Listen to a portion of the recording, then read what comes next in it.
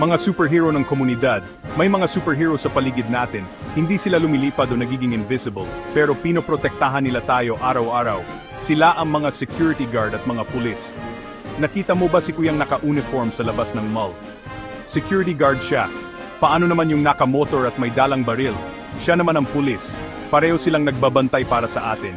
Tara, kilalanin natin sila at alamin ang kanilang mga trabaho. Si Guard Kuya at ang kanyang mga superpowers. Si Guard Kuya ang tagabantay ng mga gusali at lugar. Alam mo ba kung ano ang ginagawa niya?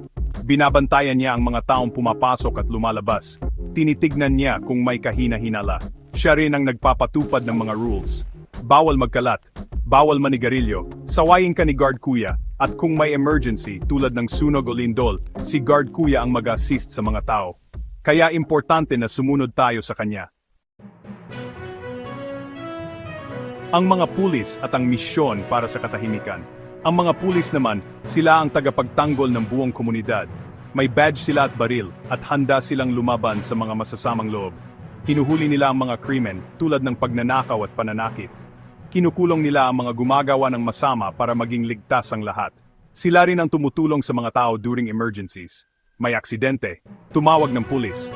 May nawawala, pulis ang katapat niyan. Kaya dapat natin silang igalang at sundin ang mga utos nila.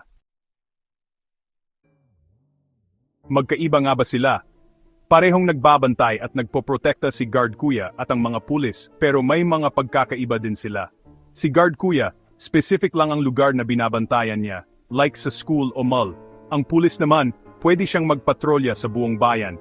May training din ang mga pulis sa pag-aresto at paggamit ng baril. Si Guard Kuya, trained siya sa pag-obserba at pag-report ng mga kahina-hinala. Pero kahit magkaiba sila, pareho silang importante para sa ating kaligtasan. Kaya saludo tayo sa kanila.